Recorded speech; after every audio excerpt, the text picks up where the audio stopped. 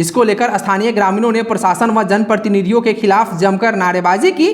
प्राकृतिक के इस बेरुखी व नदी की तेज बहती धारा गांव के समीप आ जाने से गांव का अस्तित्व खतरे में पड़ गया है। बताया जा रहा है कि गांव के पुराने शिव मंदिर के कुछ हिस्से को भी नदी काट ली है। देखिए हमारे सुगौली संवाददाता मुन्ना कुशवाहा की ये रिपोर्ट। हम सुगौली प्रखंड क्षेत्र गुड़ीगांवा गांव में हैं, जहां पे 1 महीना पहले मैंने यहां पे आया था और यहां पे खबर कवरेज की थी। लगातार जो नदी का कटाव है लगातार हो रही थी, काफ़ी तेज़ी से कटाव हो रही थी। जहां आपको बता दें, तस्वीरों में दिखा सकते हैं किस तरह जो ये बिल्डिंग है, मंदिर जो है, मंदिर का ये बिल्डिंग है और यहाँ तक कटाव अपना नदी जारी कर दिया, इसको भी अपने आगोश में ले लिया है। और ये लगता है कि महज 2 से 3 दिनों के अंदर ये पूरे जो है मंदिर को और कटाव कर लेगी और गाँव को समेत कटाव करने लगेगी। यहाँ पे आपको बता दें, हम पहले आके यहाँ शख्स किए थे कि कोई अधिकारी या जनप्रतिनिधि आएंगे और यहाँ के जो लोग हैं और उसके हालात को जानेंगे और देखेंगे क्या परिस्थिति है यहाँ की। लेकिन फिर भी हम यहाँ पहुँचे हैं और यहाँ के स्थानीय लोगों से बात करते हैं कि क्या अगर फिर समय रहते अगर काम नहीं किया गया तो क्या लगता है कि ये मंदिर को तो आगोश में ले लेगी नदी, पूरे गाँव को ही लेना चालू कर देगी। स्थानीय चाचा है, क्या नाम है चाचा आपका? महेश अली। कुछ दिन पहले हम यहाँ पर खबर बनाए थे आके। हाँ सर, आप आए थे उस टाइम में नदी कुछ दूर थी जी। अभी हाल फिलहाल में करीब 10 बीघा की दौड़ा ने नदी बना ली है जी। इसके बाद हम लोगों ने विचार किया, आप लोगों से कुछ रिक्वेस्ट करते हैं कि इसके हमारे करीब 3,500 लोगों की बस्कित है यहाँ पे। अदर जाति सौनी, जादव जी, साहू जी, बैठा जी लोग हैं यहाँ, सभी लोग उजड़ने को अभी तैयार हैं। अगर इसके बारे में कुछ नहीं आप सब सहयोग करते हैं तो हम लोग यहाँ से उजड़ जाएंगे। तो क्या अधिकारी को इसकी सूचना भनक नहीं लगी है या जनप्रतिनिधि को? ऐसे तो हम लोगों ने कई बार रिपीट की है इस बात को जी। आते हैं लोग, अधिकारी थाना से प्रभारी लोग आते हैं या अंचल से अधिकारी लोग आते हैं, सुन करके चले जाते हैं, कहते हैं लोग कि हाँ हम करेंगे, लेकिन कोई कुछ कर नहीं पाते हैं।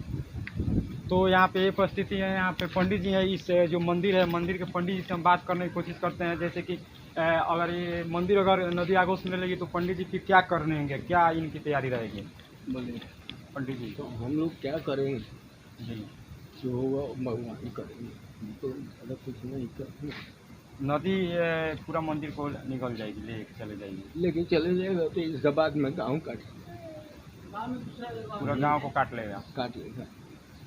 क्या आप महसूस कर रहे हैं कि क्या इसकी पुष्टि होगी, इसकी जो तैयारी है वो होगी, बचाव किया जाएगा? हाँ, तो किए तो करने वाले जरूर करेंगे, लेकिन नहीं करेंगे तो गाँव में कुछ यहाँ पे नवयुवक लोग हैं, नवयुवक लोगों से हम बात करने की कोशिश करते हैं।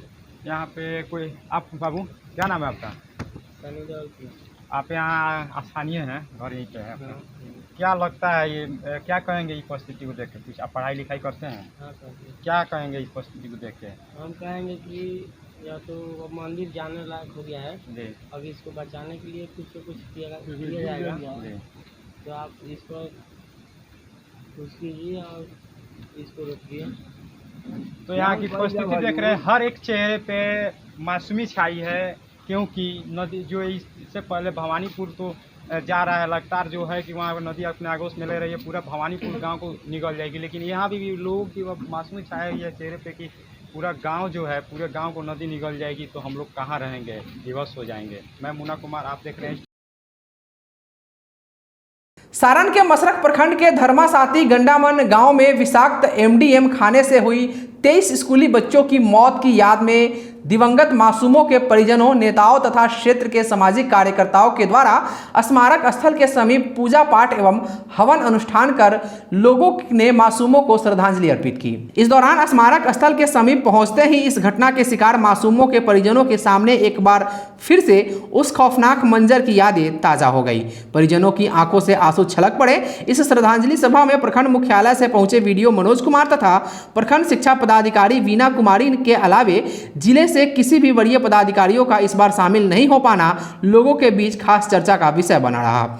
वहीं इस मौके पर भाजपा जिलाध्यक्ष रामदयाल शर्मा, भाजपा नेता उपेंद्र कुमार सिंह, जिला पार्षद पुष्पा सिंह, पूर्व विधायक स्वर्गीय अशोक सिंह की पत्नी चांदनी देवी, भाजपा के प्रखंड अध्यक्ष बीरबल कुशवाहा समेत सैकड़ों की संख्या में मौजूद ग्रामीण तथा सामाजिक कार्यकर्ताओं ने स्मारक पर फूल मालाएं चढ़ाकर दिवंगत मासूमों के लिए प्रार्थना की। गौरतलब हो कि सारण जिला मुख्यालय से लगभग 50 किलोमीटर दूर स्थित मसरख प्रखंड के धर्मासती गांव में 16 जुलाई 2013 को विषाक्त मिड डे मील खाने से 50 बच्चों की स्थिति बिगड़ गई थी, जिनमें से 23 बच्चों ने इलाज के दौरान दम तोड़ दिया था, जिनकी स्मृति में जिला प्रशासन के द्वारा दिवंगत मासूमों की याद में प्रतिवर्ष एक श्रद्धांजलि सभा का आयोजन किया जाता है। ये 8वीं यहाँ का पुण्यतिथि मनाया जा रहा है बच्चों का, जो कि एकदम दिल दहला देने वाली घटना है।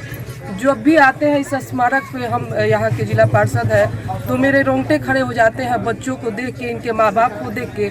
इनके दुखों को इनके कम करने के लिए भगवान से मैं प्रार्थना करती हूँ कि भगवान इनको अपार शक्ति दे, इन परिवार को और इन बच्चों को उच्च कोटि भगवान के दरबार में मिले, जो कि आज आने वाला भविष्य थी। ये बच्चे आज हम लोग के बीच में नहीं है। बहुत दुख और दिल को दहलाने देने वाली घटना जो थी, हम सभी जानते हैं। और बड़ी दुख की बात है कि यहाँ पे सभी प्रशासन से, हमारे जो भी बीडीओ है, डीएम साहब है, सभी को यहाँ पे उपस्थित होना चाहिए, क्योंकि कई बार एक स्मारक है जो बच्चे का नहीं बन पाया। मैंने पिछले साल भी एसडीओ साहब से कहा था, आज तक वो कार्य पूर्ण नहीं हो पाया। बहुत सारा यहाँ पे बोर्ड जो है वो खराब हो चुका है, तो इसमें देखना चाहिए, क्योंकि ये तो हमारे नीतीश कुमार जी मुख्यमंत्री भी इसको गोद लिए हुए हैं। तो इसमें हम सबकी भागीदारी बनती है कि सब मिलके यहाँ जो भी कमियां हैं, जो भी यहाँ पे जो अच्छा नहीं दिख रहा है, क्योंकि ये बच्चों का जो माता पिता है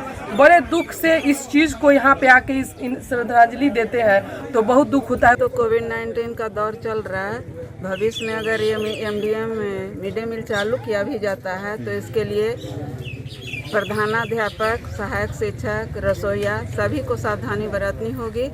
इसके लिए पूरी साफ सफाई और तत्परता और सुरक्षित जगह पर खाना बनाना होगा, ताकि भविष्य में कभी ऐसी दुर्घटना का सामना नहीं करना पड़े।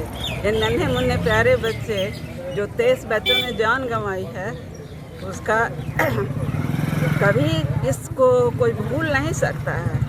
इसलिए भविष्य में अगर मिड डे मील चले, कोविड-19 से जब छुटकारा हो और स्कूल में बच्चे आने लगें, तो भोजन की व्यवस्था हो। आने वाला समय में तो सुन रहे हैं नाश्ता खाना दोनों का व्यवस्था हो, लेकिन इसमें पूरी सुरक्षा की आवश्यकता है। और सामाजिक स्तर से, ग्रामीण स्तर से भी गार्जियन को भी ध्यान देना होगा कि हमारे बच्चे स्कूल आते हैं तो हमारा बच्चा सुरक्षित है कि नहीं। उनको हर समय मॉनिटरिंग की आवश्यकता है। ऐसा नहीं कि सिर्फ शिक्षक और हेडमास्टर और रसोइया ही इसके लिए प्रतिबद्ध हैं, साथ साथ में गार्जियन को भी बहुत ध्यान की ज़रूरत है। ऐसा भी सुनने में आता है कि कहीं कहीं लोग मिड डे मील के चक्कर में चापाकल में विष दे देते हैं। ऐसी स्थिति में कितनी जानें चली जाएंगी, कुछ भी कहना मुश्किल है। इसलिए रसोई घर जो हो वो पूरी तरह व्यवस्थित हो, हवादार हो, साफ सुथरा हो, ताकि हमारे नन्हे मुन्ने बच्चे जो खाने के लिए, पढ़ने के साथ साथ खाने के लिए भी स्कूल तक आते हैं, उसकी सुरक्षा हम लोग कर सकें। घोड़ासहन प्रखंड के नए प्रखंड विकास पदाधिकारी के रूप में बिंदु कुमार ने पदभार ग्रहण किया है। प्रखंड के निवर्तमान प्रखंड विकास पदाधिकारी अशोक कुमार ने उन्हें पदभार सौंपा। इसके पूर्व प्रखंड सभागार में विदाई और स्वागत समारोह का आयोजन किया गया।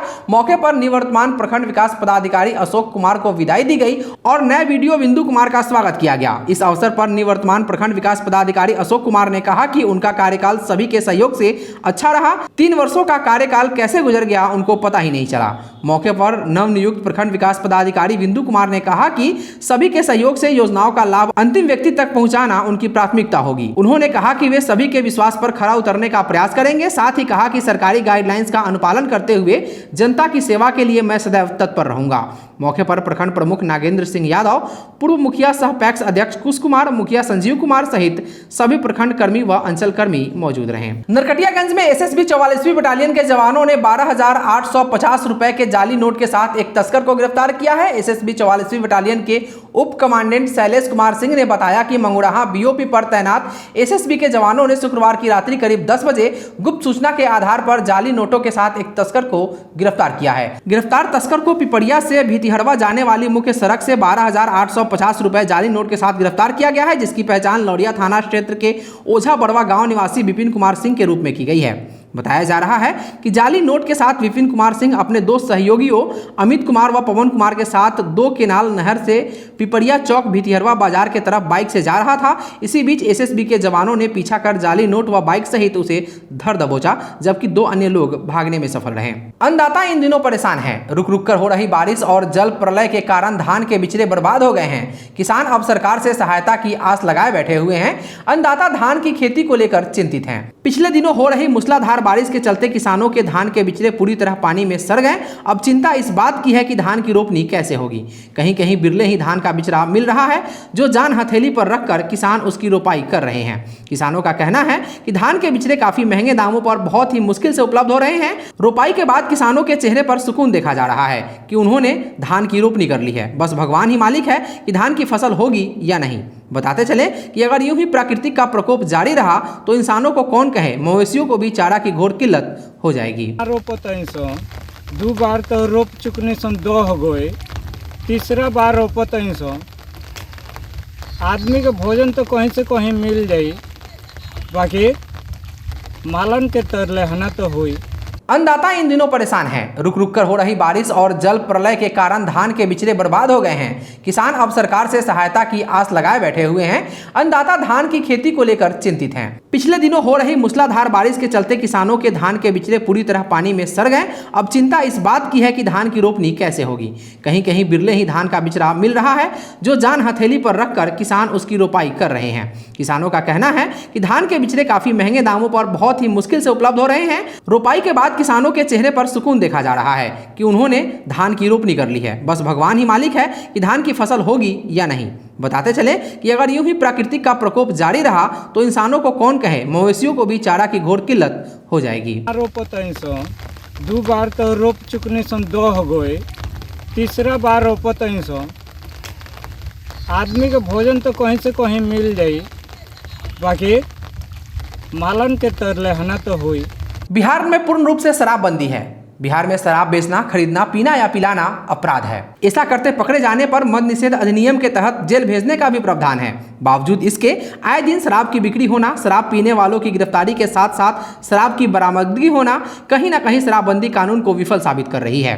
ताजा मामला मुजफ्फरपुर गोरखपुर रेलखंड से जुड़ा है, जहां नरकटियागंज में 09039 अवध एक्सप्रेस से शनिवार को करीब 4 बजे 18 बोतल विदेशी शराब लवारिस हालत में काले रंग के पिट्ठू बैग से बरामद किया गया है। उक्त जानकारी देते हुए रेल थाना अध्यक्ष संतोष कुमार चौधरी ने बताया कि सर्च अभियान के तहत अवध एक्सप्रेस के D2 बोगी से काले रंग के पिट्ठू बैग से 18 बोतल बियर बरामद किया गया है, जिसे जब्त कर आगे की कार्रवाई की जा रही है। मझौलिया प्राथमिक स्वास्थ्य केंद्र में स्त्री एवं प्रसूति रोग विशेषज्ञ डॉक्टर आकांक्षा श्रीवास्तव की टीम ने 3 महिलाओं का वांध्याकरण किया। यह जानकारी PHC के स्वास्थ्य प्रबंधक कुमार विशाल ने दी। उन्होंने बताया कि तीनों ऑपरेशन सफल रहा। ऑपरेशन के बाद महिलाओं को छुट्टी दे दी गई है। इस संदर्भ में डॉक्टर आकांक्षा श्रीवास्तव ने बताया कि शल्य चिकित्सा क्रिया के द्वारा किसी महिला को संतान उत्पन्न करने में अयोग्य बना देना वांध्याकरण कहलाता है। उनकी टीम को जिले के नौतन, बैरिया, मैनाटार और मझौलिया में वांध्याकरण करने के लिए अधिकृत किया गया है। इस अवसर पर PHC के प्रभारी डॉक्टर सलाम सहित अन्य चिकित्सा कर्मी उपस्थित थे। आज के लिए बस इतना ही। STV न्यूज पर प्रसारित होने वाली खबरें प्रोग्राम्स आप GTPL के चैनल नंबर 985